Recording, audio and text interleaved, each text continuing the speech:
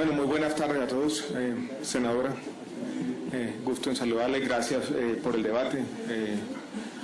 A mi colega, compañero y amigo, el ministro Lucho Garzón, presidente, a todos los que nos acompañan esta tarde en un debate valioso que, como pienso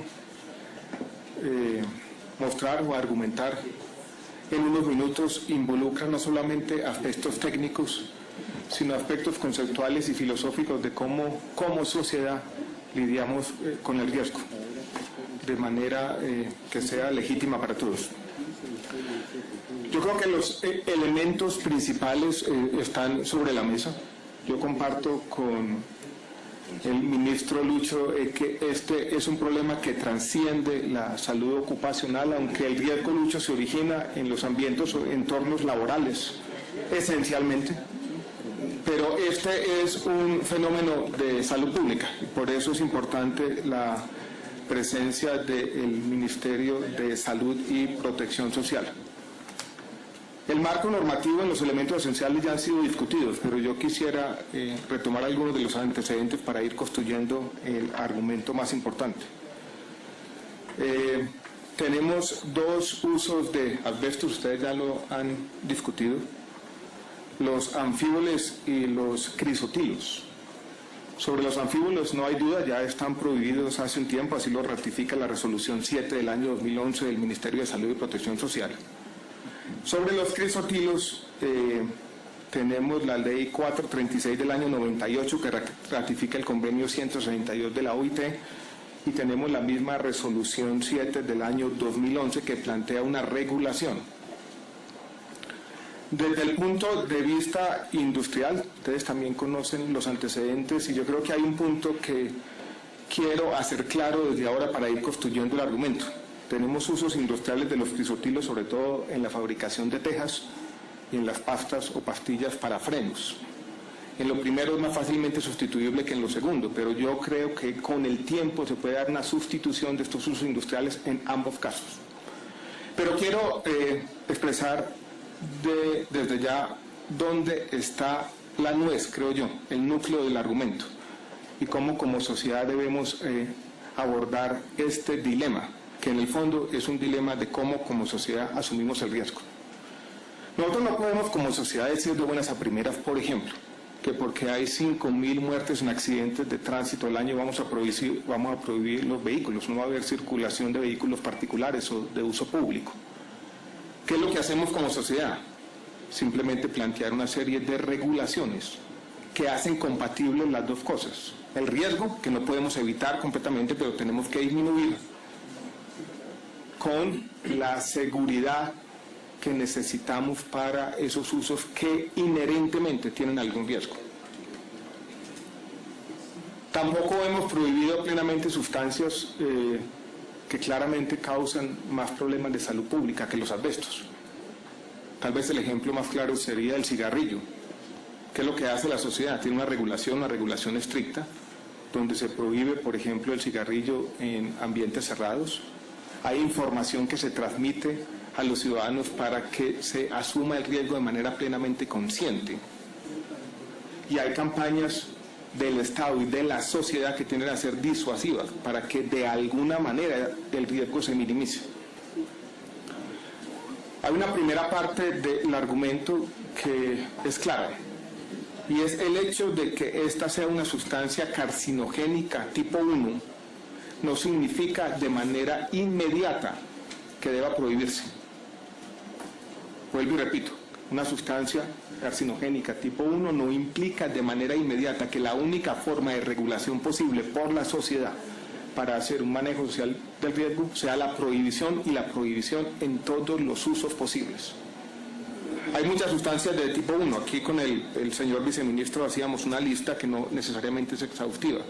Bencenos, vinilos, el cromo, los alcoholes, la urea. Nosotros en esos casos de sustancias que son peligrosas también tampoco estamos diciendo de manera inmediata que deben prohibirse.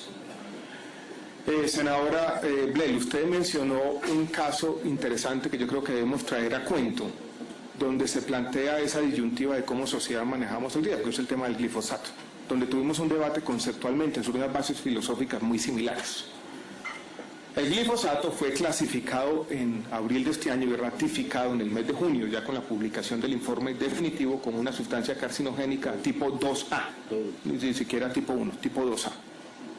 Y aquí en los debates dijimos, el gobierno ha tomado una decisión, y es suspender las aspersiones aéreas con glifosato, más no todos los usos agroindustriales. Eso se vio en su momento como una contradicción. Se nos dijo una y otra vez por qué en un caso sí y por qué en el otro caso no.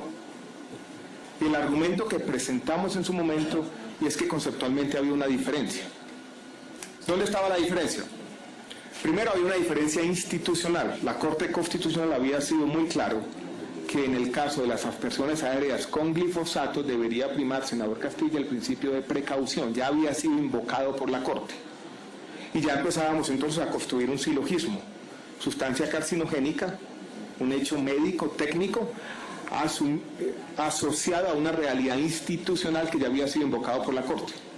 Ahora, ¿cuáles eran los argumentos subyacentes detrás del argumento de la Corte? El primero, que cuando el uso se hace por parte del mismo Estado, nosotros debemos tener unos estándares más altos. Y segundo, que las supuestas víctimas no tenían ningunos elementos para gestionar el riesgo, eran víctimas inermes. Aquí no se trataba de un uso industrial, donde uno podría decir algunos estándares. Si usted debe usar esta máscara de esta manera, podría hacerlo de esta forma controlada. Se estaba haciendo con unas concentraciones muy altas y vuelvo y repito, los campesinos no tenían cómo gestionar ese riesgo. Esos dos elementos, el elemento técnico más otro elemento que había sido traído por la Corte, fueron los que se juntaron y dieron pie al argumento del gobierno o del ministerio en este caso, de la prohibición del glifosato, que fue después adoptado por el Consejo Nacional de Estupefacientes y que se materializó en la decisión que tomó la ANLA hace apenas unos días, revocando la licencia o revocando el plan de manejo ambiental del programa de aspersiones aéreas con glifosato. Los argumentos en estos casos nunca van a ser de clase, siempre van a ser de grado, siempre tenemos que traer a cuento todos los otros elementos.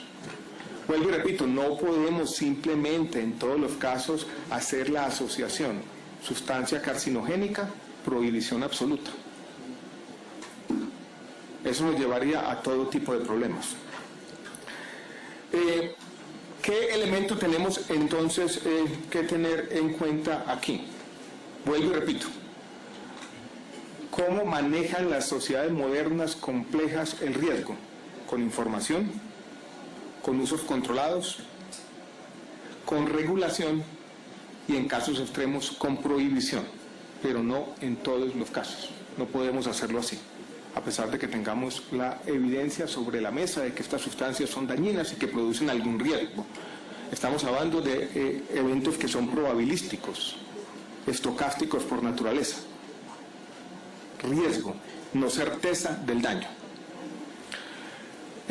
Dicho esto,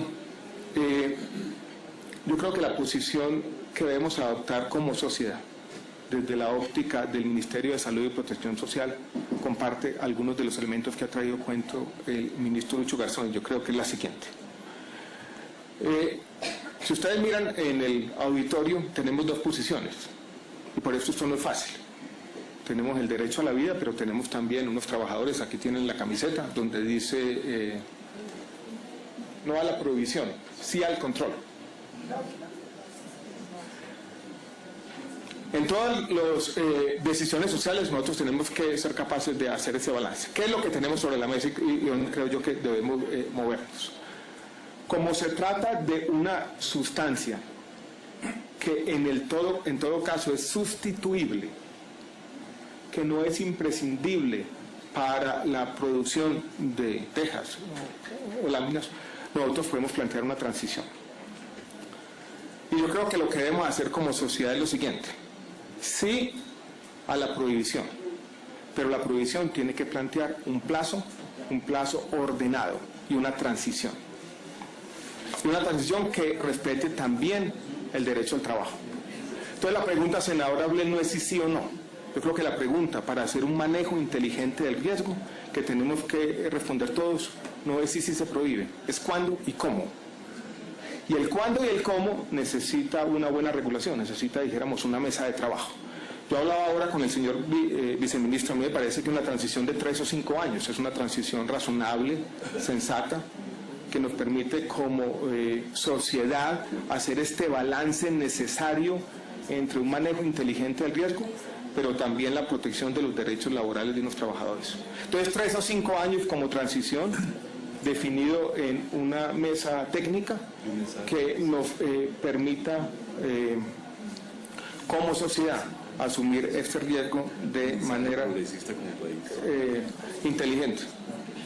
Yo creo que eso nos permite tener cierta coherencia y mantener un mensaje que hemos divulgado desde el Ministerio de Protección Social, y es un mensaje progresista de defensa a la vida, pero también un mensaje que tenga en cuenta que tenemos que hacer esto de manera inteligente y respetar los diferentes intereses en juego.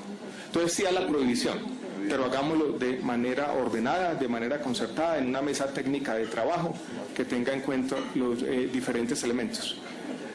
Esa es un poco la invitación que estamos haciendo desde el Ministerio, y puede interpretarse, Lucho, yo no, como la posición de gobierno, si se quiere, porque yo creo que en esto tenemos plena coincidencia también con el Ministerio de Transporte.